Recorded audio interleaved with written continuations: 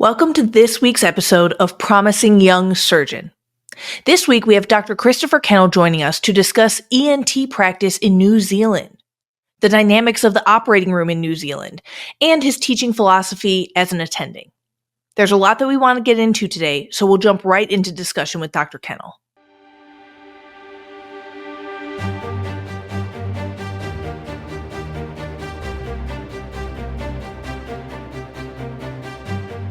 Dr. Chris Kennel is an ENT surgeon who completed residency followed by an otology fellowship in the US prior to moving to start his ENT practice in New Zealand. He enjoys a rich and varied life with his wife and children, aged 13 and 15. He's an avid gardener, growing avocados, citrus, olive, stone fruits, berries, and herbs. He bikes to work daily, enjoying a Mediterranean climate and seeing the sunrise over the ocean on one commute. He's surrounded by orchards. His hobbies include exploration of local farmers markets and orienteering. He is the creator of the company ENT and Allergy Limited. For full disclosure, Chris was one of my seniors during ENT residency, and he was always so kind, eccentric, and a very thorough answerer of questions, whether in the operating room, clinic, or outside. So thank you so much for joining me today, Chris, all the way from New Zealand. Thanks for having me. It's great to be on your show. I feel like I may be the promising geriatric surgeon, however. Oh my gosh. Well, and Chris was recently on Radio New Zealand. Is that right? Is that the name of the show? He's in his media content era, media king era. I'd like to really just kind of jump into things, but one of, I think, the most interesting things about your career and something that, in my opinion, shaped your disposition and your approach to and your strategy for residency was your whole life, first life as a carpenter prior to residency training. And so you've described a little bit to us when we were all residents, you talked a little bit about the apprenticeship model and things like that. But I mean, for our listeners who don't know anything about carpentry or the apprenticeship model, what is that like? Yeah, so one of the unique things about carpentry is that when you're working on the job, almost everything you do is very publicly visible. So before I went into carpentry, I, did college and I did some public health. And a lot of what I did on a daily basis was meetings or computer work or writing. And it wasn't like anybody was really seeing what I was doing to a huge extent. So I show up for my first day on the job doing carpentry. And the reason I did carpentry because I wanted to switch to a more physically active and a more physically active job because I got tired of working behind a desk all the time. And so I showed up and I was asked to frame a small closet, and I was given a pneumatic gun to shoot nails, and I didn't know how to use that. I didn't know how to use a lot of the equipment, and I built this wall that was really quite shambolic. It was, I didn't know where the good pieces of wood were, so I was like cobbling together small pieces that I had found from demolition somewhere else in the house. And at the end of the day, I had this thing that was all rickety. I told the guy who hired me, I was like, I can't bill you for this. This is just really bad. And I was working for the owner on a remodel at his own home. And he was just like, no, this was kind of a test to kind of see where you were. And I mean, I had no skills at all, basically. But over the course of about 7 years, I developed those skills. And so one of the things I learned is that in a field like carpentry that's very hands-on, it's frequent that you can't do things as good as you might hope to. And everything you do is visible. Like at the end of the day, people would look at what I did and I would see it. And so maybe the average person might not notice some of the finer details, but the other construction workers on the job site sure would. And so if something wasn't right, I would hear about it. And I just got used to that. Yeah. Yeah. And sometimes we would make a mistake. Like if you read the blueprints wrong and put a wall, not in the right place or not the right dimensions, or once I tore down a load bearing wall that I shouldn't have. And so we had to go in and rebuild it, or it ended up better because we created more of an open environment for this basement, but it cost us probably a couple of days of work. And so I also learned that you have to make things right. So if you make a mistake, which we sometimes do, you try to fix it as best you can. Do you feel like you were always really good at receiving feedback even before that job and that chapter of your life? Or do you feel like that experience was very formative and you became like the Zen master of receiving feedback? I don't think I was that good at receiving feedback, but it was just humbling to fail so much and to fail so publicly. So it's kind of like you get sort of beaten down into it, and you realize that things aren't that good. And I was used to doing pretty well in school and with academics and at my other jobs. So this was kind of a new phase for me. But in hindsight, like after a few years, I could look back and be like, wow, I've gotten some great skills. I'm now able to do really hard jobs and do them effectively. So it's kind of getting that perspective. Like you start off not very good, and then you get this feedback and you fail a lot. And from the failure, you can grow. That's so true. Mm-hmm.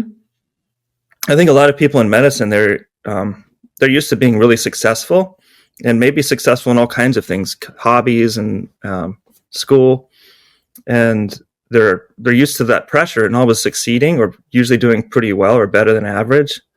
And so it can be hard if you're doing something that's a little out of your comfort zone or new, like a manual labor type of thing where you're using your hands. And if you're not so good at it, it can be probably scary to, fail, especially if your self-worth is dependent upon, or your image of yourself is one that is a successful image.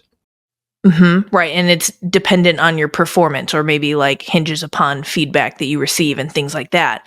And so I do see a lot of parallels, of course, because obviously what we do, in ENT surgery and all surgery, and really I think a lot in medicine is, yes, like this is public facing work.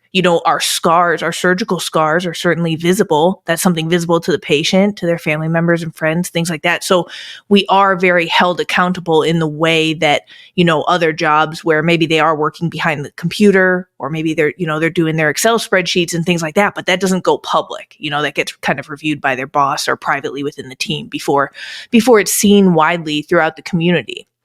I really think that you're hitting on something, because I do feel like maybe your experience in carpentry closely mirrors more of my journey during residency, because I do feel like there's a lot of, like public facing mistakes that we make as we learn. And then also like, a lot of accountability for those mistakes. And of course, the very necessary need to become better, both clinically and surgically, like every day. But what is difficult, like you said, is that a lot of us don't have experience in terms of like learning on the fly and learning by trial and error publicly and things like that. And so it's funny to think about, if maybe we were all required to spend like 5 years doing carpentry apprenticeship prior to residency, then maybe we'd be better residents. It's possible. I was told all the time how to hold an instrument differently. All these little things, like just simple things, like how to put a bipolar down on the patient's chest where there's a mag pad. All these little things, and you just sort of have to let it roll off your back and realize that someone's trying to help you learn, or see it as an opportunity to try something and develop some skills. But yeah, I totally agree. I think a lot of people that go into medicine have a more academic background and don't do much physical job labor. And so it's a different way of doing things.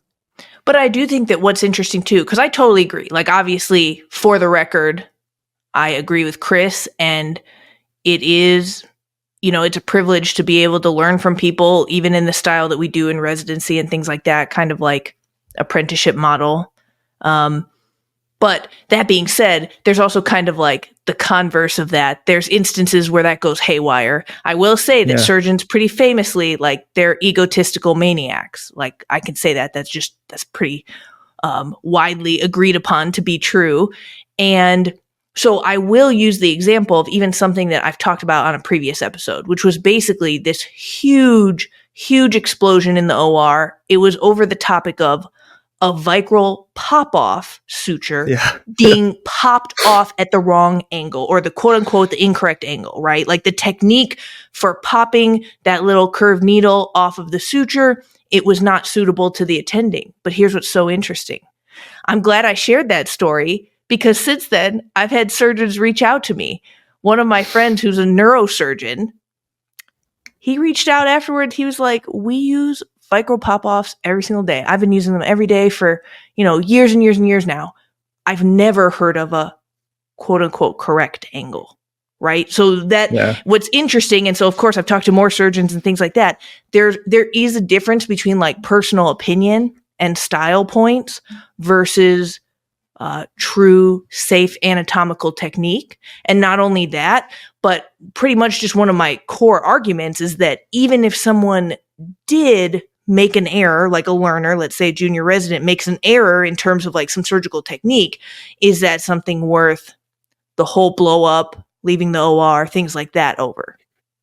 Yeah, I think sometimes we can lose perspective about what's really important and what's just style points, I guess, or how you do things. Since coming to New Zealand, I haven't had all the same resources as I had in the US, and where I had different resources. And so I've been questioning, do I really need to do things? And I think one of my approaches has been to get rid of stuff.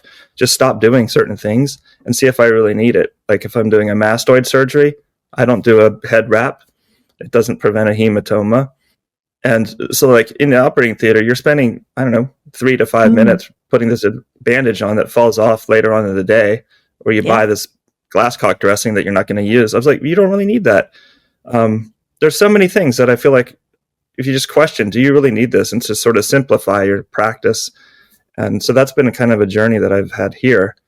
And you're right. There's a lot of things that I think I get particular about, or I might be particular about, but when I question myself, do I really need that? Or is that just something that I do because I've been doing it? When teaching people, it's kind of like I try to focus on what's the most important thing and not the little things. And maybe I can learn from somebody else watching them do it their way. Yeah, I think there's a lot of power. Like over the years, I can remember mentors and other attendings, even fellows, senior residents saying things like they'll preface their next sentence. They'll just say, hey, this is how I do it. I've actually seen a couple different ways to do it. Multiple acceptable methods. I would like to show you my preferred way. And that's really helpful because now the learner, they receive that information and they can basically put it into their own mental framework appropriately. Because especially, I will say, like the journey to becoming a surgeon, there's a huge difference between there is only one way to do this and it's life or death and we're airway surgeons versus, okay, what I'm about to share with you, there's a couple different ways for this. All seemingly, there's not evidence that one's superior. I just want to share it with you mine. There's a big difference between how the learner receives that information and can categorize it for themselves. Yeah. Something else that I learned doing carpentry was not something that, I guess I gathered it from watching my supervisors or the couple of company owners. One of them took pride in finding people who were kind of down on their luck and might not have had many skills, and especially life skills, and training them to be kind of a carpenter or a helper. And his mantra was, let people rise to the level of their ineptitude. And so it was kind of like a project, right? He would find somebody who you might think, oh, this person doesn't have much talent. But his job was like, I'm going to train this person and see how good they can get. And so I think at the time, I wasn't thinking about this in a medical context, but in the back of my mind, now that I'm on the other side, and honestly, when I was a resident, I didn't really have this approach. I wasn't in the same headspace that I am now. And I was sleep deprived and stuff. But now I'm like, that's a great philosophy. Why don't I take this registrar, that's what they call residents here, and like teach them and see what we can do together. Maybe I can make them great or, really good. Yeah. And it's kind of fun. It's like a project. I love that so much. And I do think that is not present uniformly in the US. When I connect with people, like especially in the surgical subspecialties, things like that, we hear fairly often these stories of, a program picks a resident they don't like every year or every couple years. And that resident's going to be under increased scrutiny and not uncommonly either put on probation and invited to quit or fired and things like that. Those are stories that I've heard from really all parts of the country, again, across multiple surgical subspecialties. And I've definitely witnessed that as well, where either a senior resident is threatened by a junior resident's excellent performance, or even the attendings like to almost pile on somebody's poor performance. And what's funny, and I remember by the time I was a chief resident, I started kind of like muttering about this stuff, of course, on the DL, pretty much to myself, but I was like, man, that's crazy. Like, if my intern who I teach and they come see all the consults with me and, I'm like helping this intern, if they win, we all win. Or like if a resident does really well, it makes the whole department look better. But yet I've seen, all these different things where even like departmental attendings or things like that don't prioritize resident education.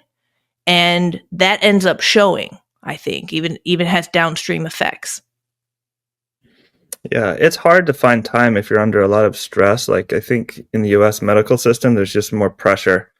There's more bureaucracy to deal with and more time to pressure. You start earlier, you work later, you work longer hours. There's more probably more family emotional stress when you go home because you're not at home as much. And it's hard for people to perform their best if there's all that pressure. And then you get into these situations where folks are envious of each other or feel like somebody else's success makes theirs less valid or have threats that way. And I fell into that too. I mean, I wasn't my best when I was sleep deprived. I mean, you told a story that talked about once how I got curt with you when I was on a bike ride. You told that to me when I visited you in Nashville, and that really was helpful to hear because, I wasn't that aware of how I had been less. I didn't live up to who I probably should have or hoped to have been when I was insensitive toward you. No, I appreciate you saying that, but like, now I feel like we got to tell everybody the story. So if that's okay, I'll do a quick, like 2-minute summary of it. Cause it just, and like truly at the end of the day, I mean, you guys can probably hear it. Like Chris and I are really good. He's one of my like most favorite mentors and teachers I've had on this whole journey to becoming a surgeon. And like truly it is remarkable because I guess in the several years we worked together, you did show up very consistently in a pleasant mood and you had excellent emotional regulation, which I did not see everywhere.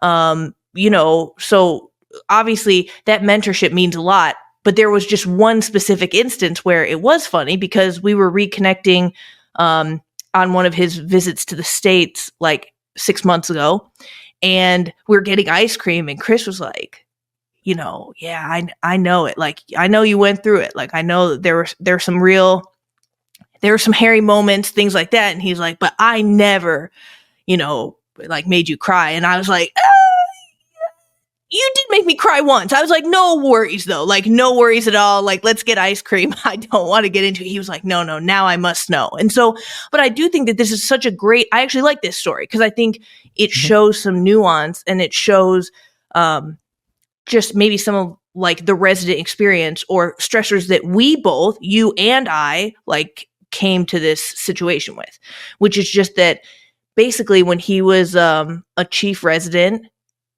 the schedule for the following week always came out on Fridays, like Friday afternoons, which it was like the terror dome because you just, you finally survived a week and then you'd get hit with this schedule for next week. And it could just be like your nightmare lineup.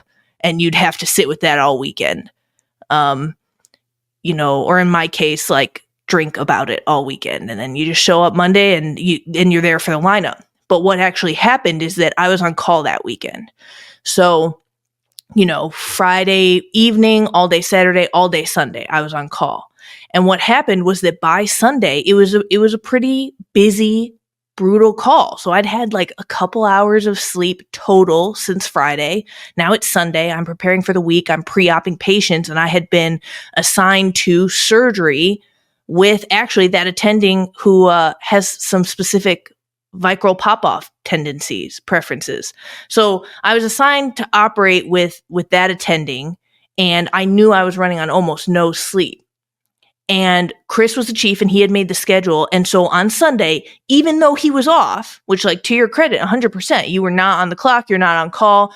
Like I reached out more interpersonally directly to say, hey, may I ask you a question? I was like, call's been really bad this weekend and I'm worried that like this is a little bit of a setup to fail. Like I've had a couple hours of sleep. Mm. This guy, he's not forgiving, right? Like again, I can say it generously, which is that like he's not a forgiving guy. There's several cases. These are going to be like more in-depth head and neck cases.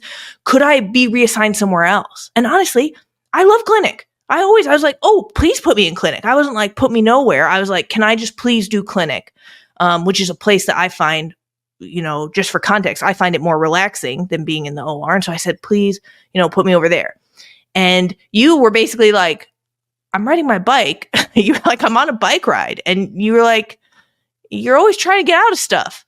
And, you were like, and you can never update the list right. Like all our junior residents are having trouble updating the list. And then you just basically hung up. So I did. I had a small cry about that.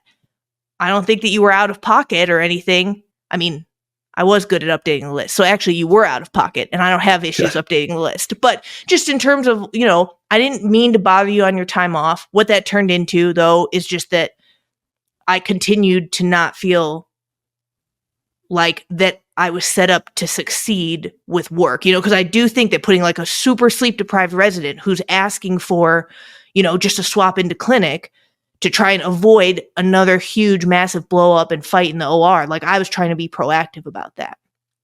But, you can certainly talk about your experience, which I think is that you don't remember this phone conversation at all. I didn't until you brought it up. And then I was like vaguely remembering it, but it was either you or Lauren on an earlier episode had that saying about how the axe forgets, but the tree remembers. And I've remembered that since hearing it. It's a good, it's a good phrase to think about. Yeah, and we all do that. Like I know that there are instances where I have been the axe, and I certainly, but I try to be, and especially I think, at this chapter of my life, like I do approach a lot of my workplace interactions with kind of the sensitivity of like, I don't want you to come find me, when I'm at an ice cream shop like years from now and tell me, hey, do you remember when you talked to me this way at work? Like I really do. I think that fortunately my experiences have shaped how I do approach my modern day interactions. Mm-hmm. But anyway, we're not trying to blow up your spot. You were a great chief. Right. You were a great senior. But yeah, it was just funny because, he's bragging in the ice cream shop. He's like, there's no way. And I was like, oh no, I cried for like an hour. And I think that is also sleep deprivation related, which you've alluded to. Like none of us are at our best in residency training, which is like pretty inherently set up in that model where we rarely are rested or very healthy. Absolutely. It's really hard when you're in that state.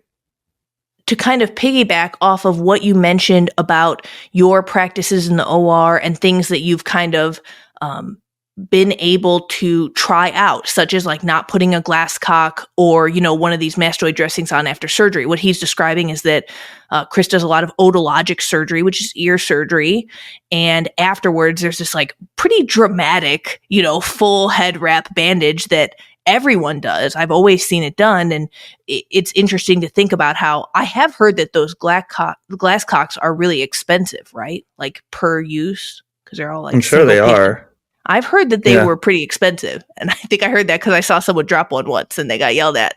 They were like, those are expensive, don't do that. But what I think is really interesting is just if you could tell us more about the dynamics in the operating room, the culture of surgery in New Zealand, and any differences that jump out to you compared to the US and like North American systems.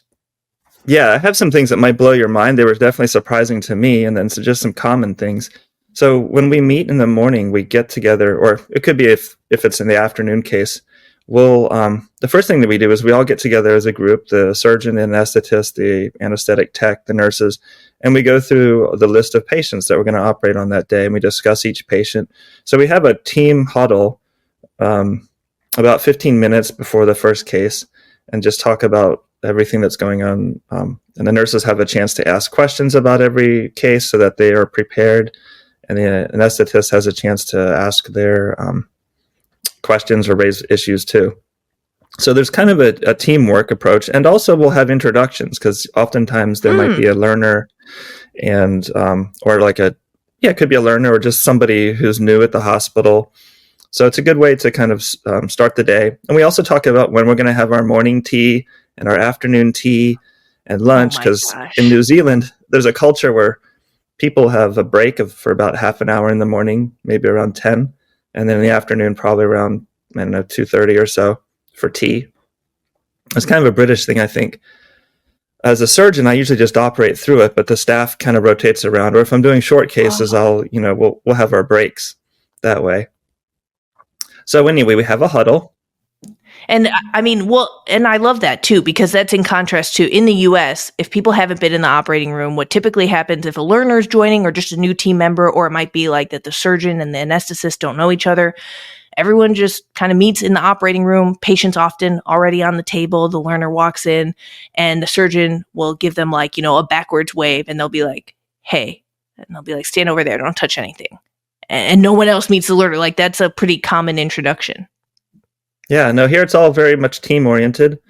Um, like another major thing is we don't have a lot of people going around making rules just arbitrarily about what to do in the operating theater. And I'm thinking mostly about sterility. And this was a shock to me. Like in the operating room, the surgeon and like the scrub tech, they're the ones that always have a mask on. But the like anesthesia tech, the circulating nurse, they may or may not. The anesthesiologist often has a cup of tea or coffee. If it's a long case, they may have a biscuit.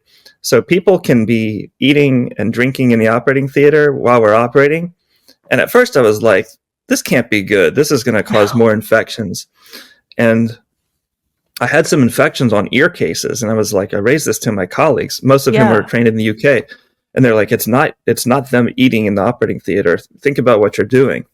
And it was what I was doing. I wasn't forcing betadine down into the ear canal far enough, because in fellowship, I learned that if there's a perforation, you get betadine in the middle ear, it causes mucosal weeping, and it can be a little bit of a problem. Mm-hmm. So I just changed my technique. I didn't have problems with infections since then. And I haven't noticed any problems with, so like, so it wasn't the tea. It wasn't the tea. No, so people are, I just like took a step back, because at first I was like, this is horrible. People aren't wearing masks. And now I'm like, that's just what they're doing. They're, That's incredible. Well, and it's maybe not impacting things. Wow. I love it. I'm very intrigued. Like this legitimately stopped me in my tracks. And so that's why I think it's so important that we kind of share with everyone, like to broadly refresh everyone's mind about like the North American, what I think it's fair for us to call the North American intraoperative dynamics and structure. Is very hierarchical. We talked about in a previous episode, the Canadian study that looked at hierarchy in the OR, and kind of it had all this, descriptive evidence of fear and intimidation that was probably sequela of the inherently hierarchical system. And so, if there is a stressful moment in the middle of the OR, or say there's some bleeding that somebody's getting into, it's terrifying. Everyone's silent. Like, of course, yes, it's a big deal and the surgeon needs to control it, but the tension in the room, even with the circulator, even with the anesthesia, any learners. So it's completely silent. And if there's an interruption of that silence, that might be met with yelling from the attending. I have seen it happen where it's a stressful moment of the case and the phone rings in the operating room, and that is met with yelling from the attending at the resident physician, which is so funny. Like, I can't tell you how much of my time, actually, I think over the years of training was spent just like willing the phone not to ring. Cause I was like, shit's going to hit the fan. Like, no one better call in here. I can't control that. I should have been like taking phones off the hook, because there were all these uncontrollable factors that, because of the already significant setup for tension, it would just be like lighting a match. And so, Chris wrote me after the distress tolerance episode where I told you guys, I was like, look, if you're a surgical resident and you're scrubbed in, you should have some distress tolerance skills in your pocket. Like, you don't know what's going to go down. It's an inherently extraordinarily tense environment, very high stress. And if it's okay, Chris, I wanted to read this little excerpt from the email. Yeah. Because again, I want to share with everyone. I mean, it stopped me in my tracks. Kind of made me rethink everything. My little eyes popped out of my head. But here's what he Yeah. wrote. You described being scrubbed in during a case and having limited options for mentally resetting when stress was high. Here in New Zealand, when surgery is tough or there's some bleeding that takes a bit of time to settle, you can have a break and have a cup of tea. In fact, most people in the OR who aren't close to the patient don't have to wear masks. So anesthesiologists, scrub nurse, anesthetist tech, etc., often have a cup of coffee or tea and a biscuit on their table in the OR. We do not seem to have a higher rate of surgical site infection, so I suspect the US may have overregulated with regard to sterility. It is totally okay to pack a neck or ear and take a break, giving time for bleeding to stop or just to relax a bit since everyone else is doing it already. Like you could have knocked me over with a feather. One of my, I'm here with an otologist who's been doing ear surgery for, 30 years. He's well regarded. And he's like, yeah, if I get into some bleeding, I'll just pack off the ear and then I'll go to the break room and have a cup of tea and then come back in 5 minutes. And, it's usually better. It helps him reset. And, otologists, they can be a little bit uptight sometimes in particular. Everything needs to go just right. And you're working with like micromillimeters of distance sometimes. So anyway, it's just like, wow, this is kind of interesting. I hadn't encountered that in the US. And it's true, if you're feeling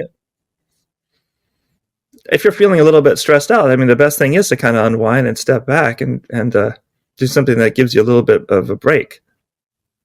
Because you can be really focused really hard when you're operating, and sometimes you just need to regroup. I think that definitely makes perfect sense. And especially, when outcomes are similar, safety is still proven with that method, like that's very compelling because, I remember even in training, they did give us a couple ergonomics lectures, which is just trying to remind the surgeon every 20 minutes or so, 15, 20 minutes, just take a 1 second stretch break. And, we have to stay in our sterile box, so we can't even stretch our hands up above our head or anything like that. But just even the act of looking up and out of the neck wound, like I do a lot of endocrine surgery. So if I don't remember to take ergonomic breaks, then at the end of 2 hours, I look up and now I have a crick in my neck and I'm in pain for like a day and a half. Yeah. And I think you'll find for people who are operating on big cases, taking a short break can actually help you be faster in the end. We've got a lot of skin cancer here and it usually metastasizes. So I've had to do not a lot, but it seems like every month I'm doing a parotidectomy neck dissection. And so those are long cases. And it's nice to be able to just step out, have lunch, come back. I'm faster, more refreshed. And I think there's something to be said for that. And I've seen the opposite, right? Like the surgeon is flustered. They get into bleeding. They are hurriedly trying to get through it. They get into more bleeding by doing that. Like, and especially, if it's something like venous, like maybe this could have just been like held with pressure and we all could have taken like a mini stretch or something like that. Let alone a biscuit. Like that's what killed me is I like that. I like the sound of that a lot. Yeah. I'm interested in biscuits. I wish I had biscuits in the OR. I'm very intrigued by your culture. And I just think that by learning about this from you, though, it really starts to make us just look at our own systems and say, okay, well, does it have to be that way? It sounds like there are many other diverse cultures where intraoperatively they do things differently. Yeah, and I think this isn't just a New Zealand thing. I think that my friends who train in the UK, I think they do it there too. So it's the US may be a bit of an outlier. The nurses also, they'll go around with food. If you're on a long case, they'll try to give you some candy under your mask or a sip of water or something. So it's definitely a more collaborative atmosphere. People are a little bit less stressed to get through things. I really love that. And I would not be surprised if that shows in quality of life of healthcare workers. And team dynamics. And certainly the Canadian study about hierarchy in the OR, it was just kind of showing, as a refresher for that study I referenced, it came out a couple years ago, but they were experimenting on these anesthesia residents where they brought in a high fidelity actor and they said, this is your new attending. And that new attending told them give blood to this Jehovah's Witness. Yeah, I know that they Oh. declined, and like this is legally, ethically, like I don't care. Do it. Give them the blood. And they experimented on these poor residents, but yeah, it was very interesting to then see the analysis of all the interviews that they did with residents afterward, because they had all these different tips and tricks, some of which may sound familiar to you, but all these tips and tricks on like how to voice concern or question what's going on, but in a way that's like extremely backwards, right? Like saying, wow, I'm surprised by that. I mean, when I was on an off-service rotation, I witnessed, when I was an intern at this point, I witnessed a wrong site surgery. This was a like teenage girl, and it was an excisional lymph node biopsy for lymphoma, which is where we cut out a lymph node.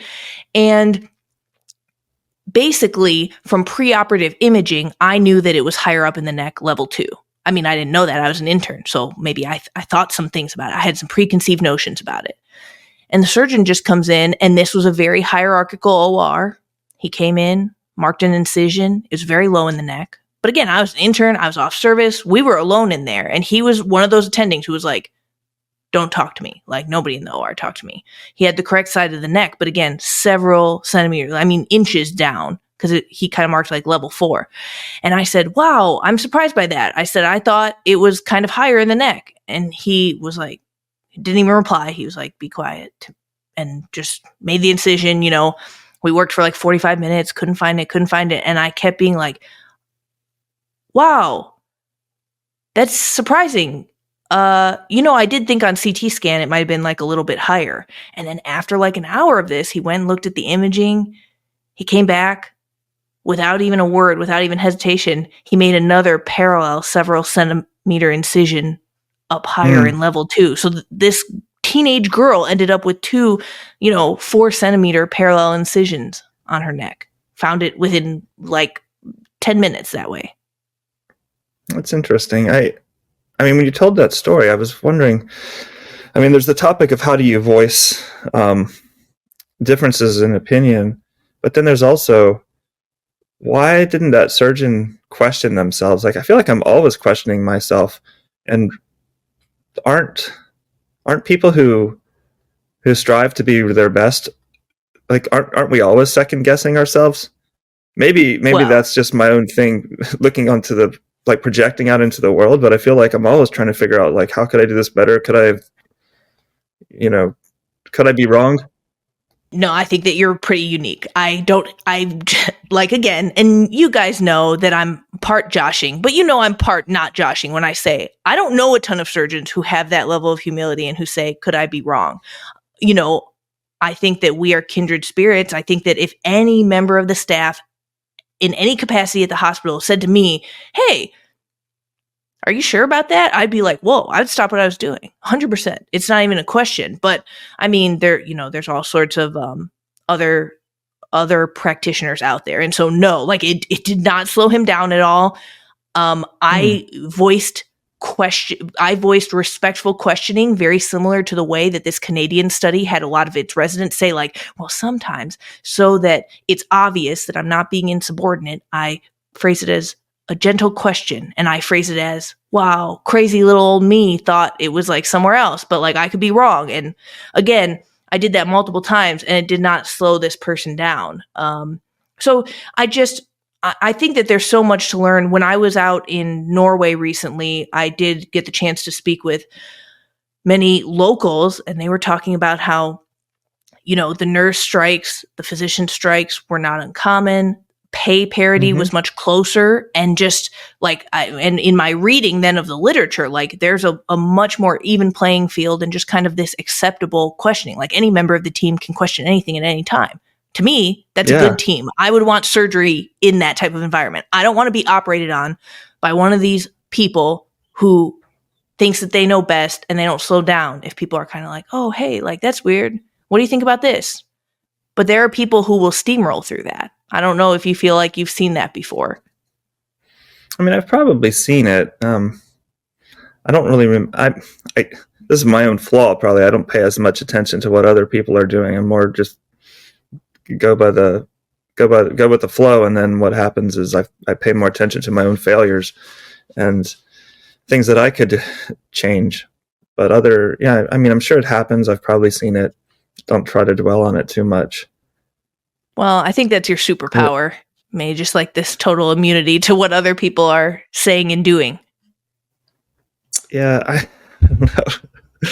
When you asked me a little bit about, or sometimes you describe me as having a Zen outlook on things, and I lived in Thailand a couple of years, and I read a book by Thich Nhat Hanh called Old Path, White Clouds, and it's kind of his recounting of the life of Buddha. And it was mainly to understand sort of the Buddhist philosophy that is in Thailand, because it's a Buddhist country. And I think that, I was in my formative years, probably around the age of 20, maybe 21, 22.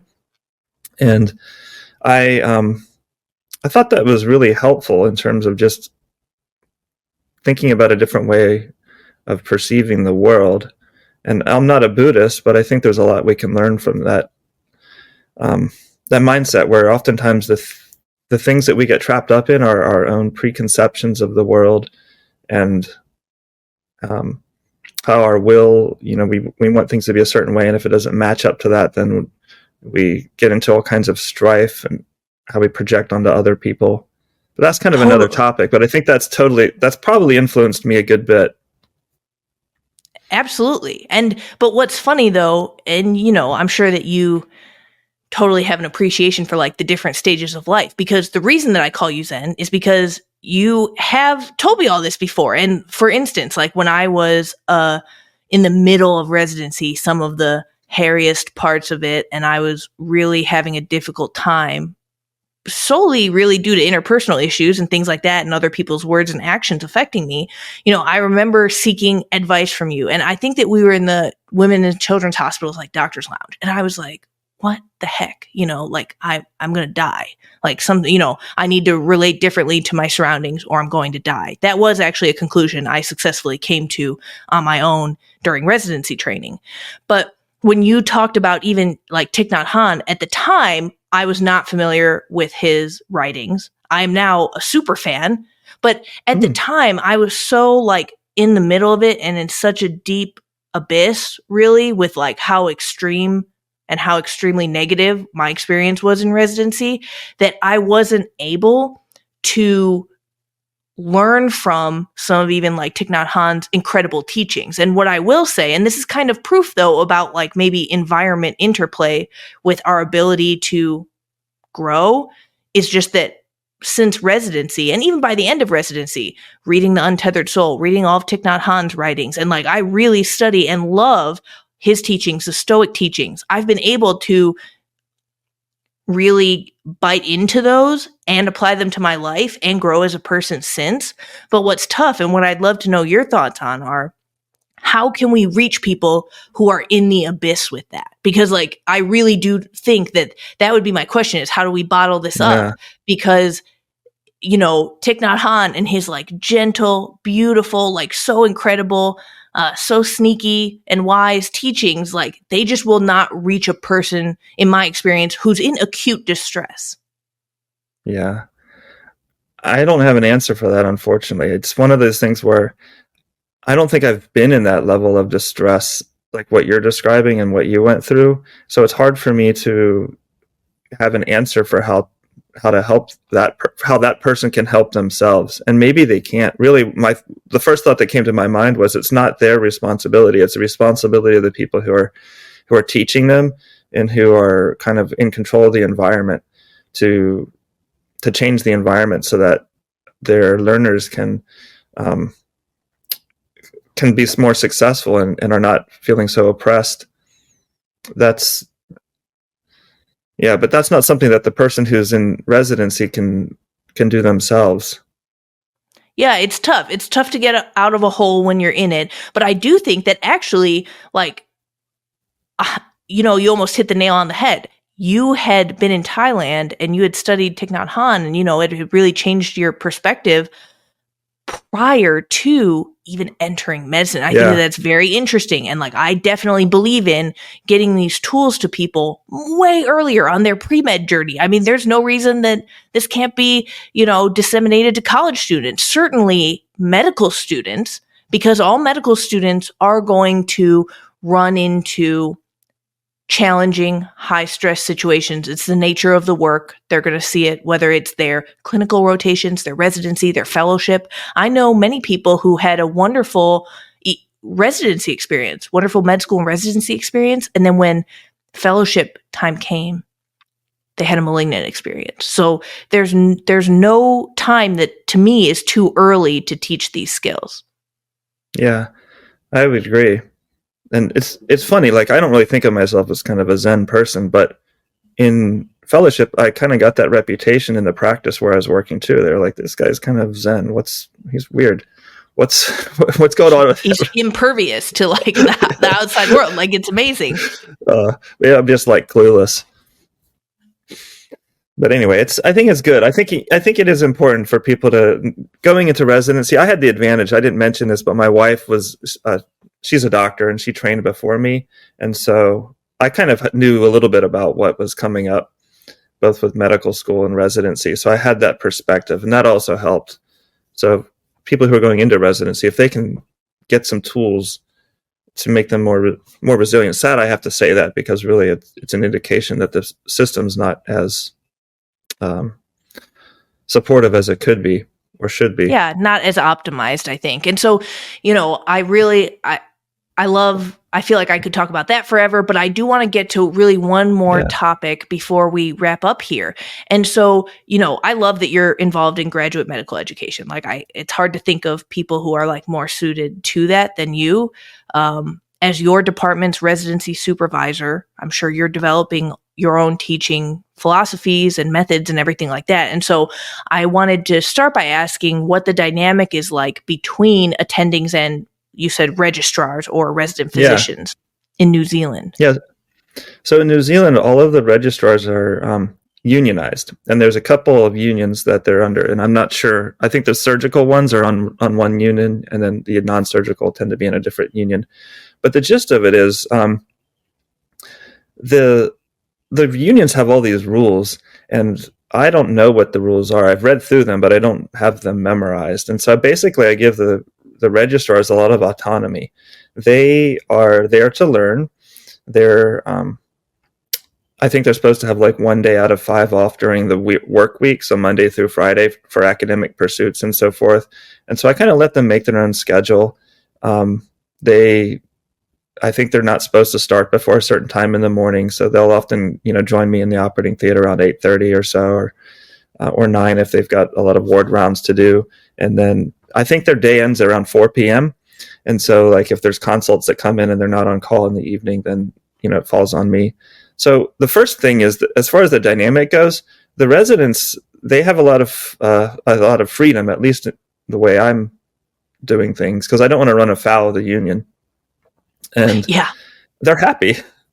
The union helps them. I mean, they get paid a decent wage starting out, and because they don't go through, like here as well as most of the other parts of the world other than the U.S., medical school is not a doctorate degree, it's a bachelor's degree. So when people finish high school, they go to medical school, and it's usually about 6 years, and the last few years are more clinical. So they don't have a lot of debt. They're getting paid a decent salary. Their work-life balance is pretty good, so they're generally pretty happy. And they got biscuits. Yeah, they got biscuits. And by the time they've come to us, like, we're not a full-on ENT residency program. There's 2 types of training options. There are what you call the training track, where people go in. It's like 5 years, and when they come out, they can sit for boards, and that's what we would be like in the U.S. But before people get to that, they rotate through different hospitals, and they do different roles, and they're like a junior registrar or a house surgeon, rotating with different departments. But they also might do a non-training track, which is what we have. So we take people for a year, and they might not have done any ENT before. And they're basically, this is a stepping stone. So if they do well here, we write them letters of recommendation. They can go off and maybe get into a training track. So, kind of like a prelim year, almost. Yeah, exactly. A prelim year in ENT. So I might I have a lot more flexibility probably because I don't have to adhere to like specific things that a full-on training track would be. And because we only have people for 1 year, we don't have like a hierarchy of residencies or residents. So there's not like a lot of experience ones teaching the junior ones. But our registrars do teach the house officers who are like a level below. And so there is some conversion there, and sometimes the house officer moves up. Oh, great. Well, and so what I wanted to ask about, you've mentioned that you are very thoughtful and passionate in the area of, like registrar learning, which will also include inevitably at times medical or surgical error.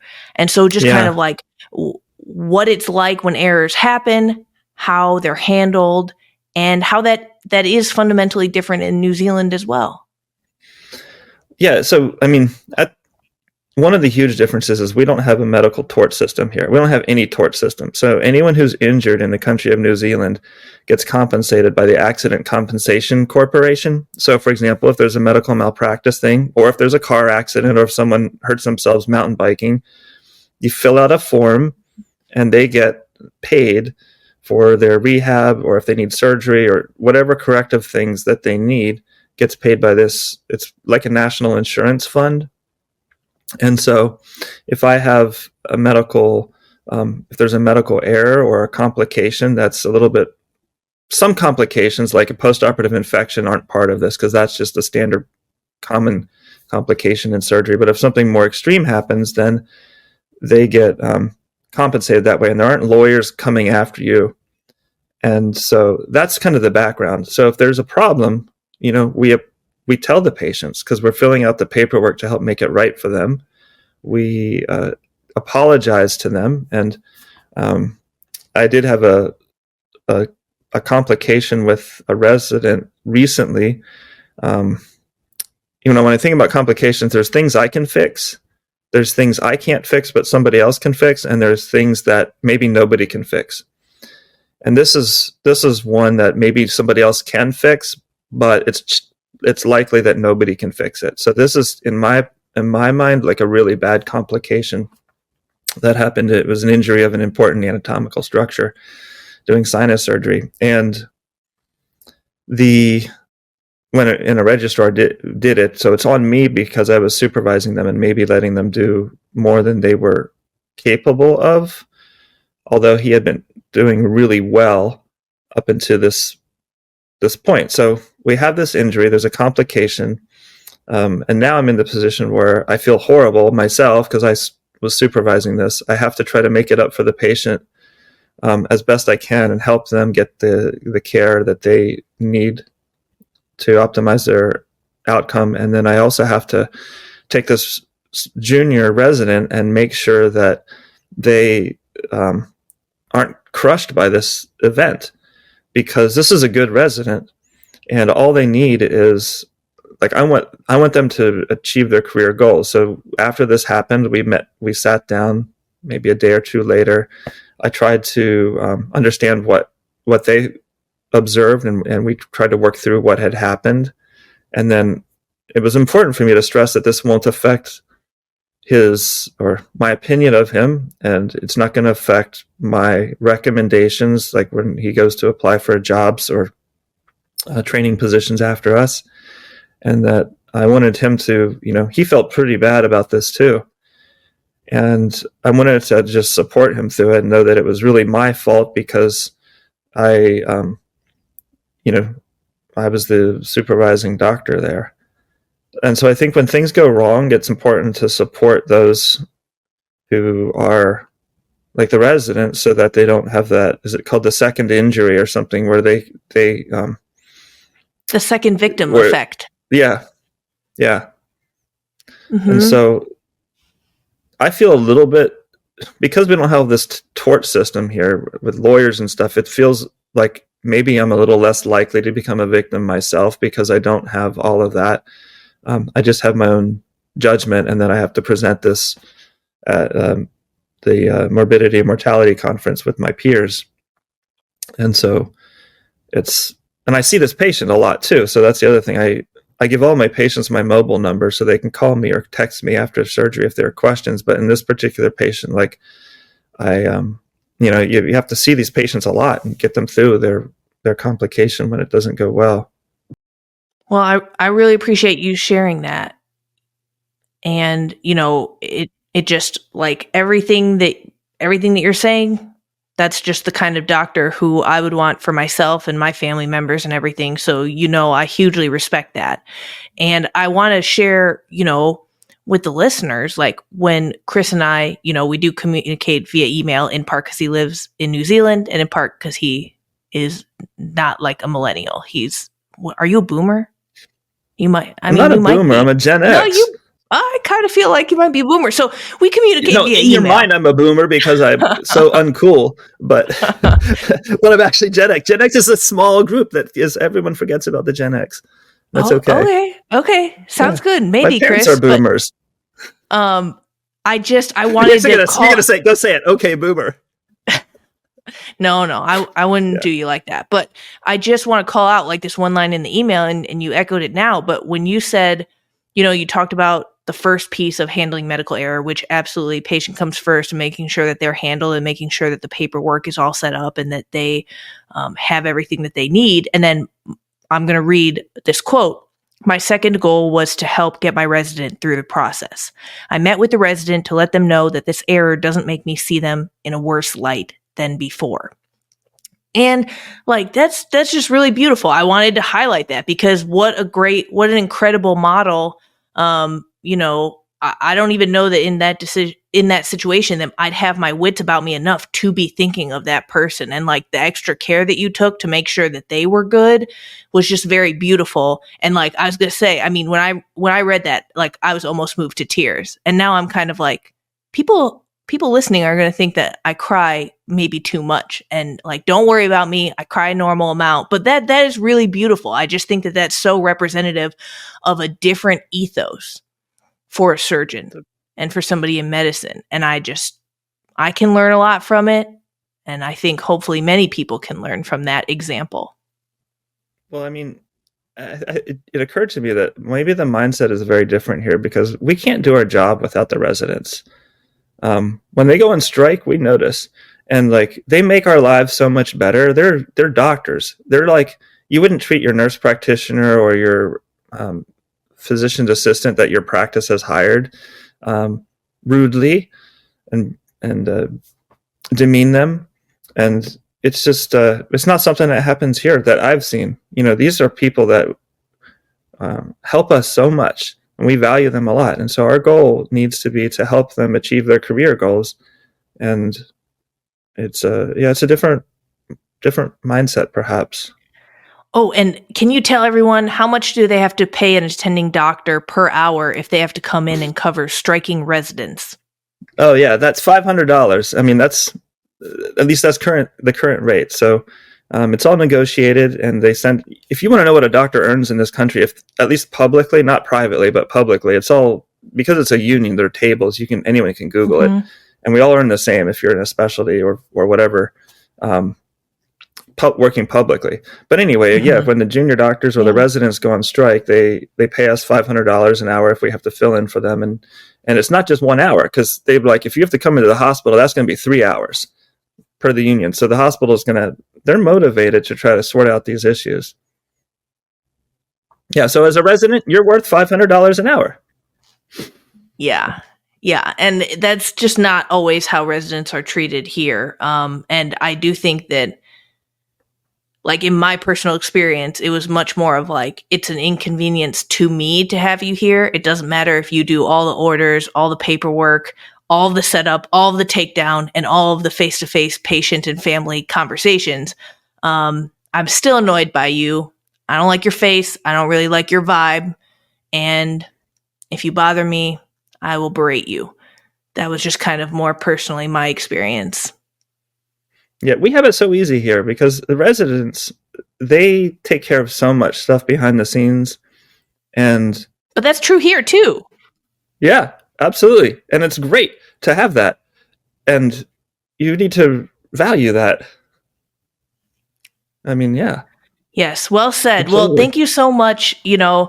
Well, again, we could talk about this all day. I think that there's so much that we can learn from kind of your practice and your experience now in practice as an expat. But thank you again for joining me today, and it's been really life affirming to chat with you. All right, time for the big question.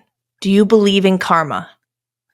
So I was hoping you would ask me this because I don't believe in karma. And the reasons why I don't believe in karma is if you spend time with a brain tumor support group, you will see people who have been struck down in their best years of life and for no fault on their own. And you might know this, your listeners don't, but my wife had brain cancer. And to see someone who's a better person than me have to deal with pain and disability as a result of that, how could I believe in karma? It's not something that she deserved.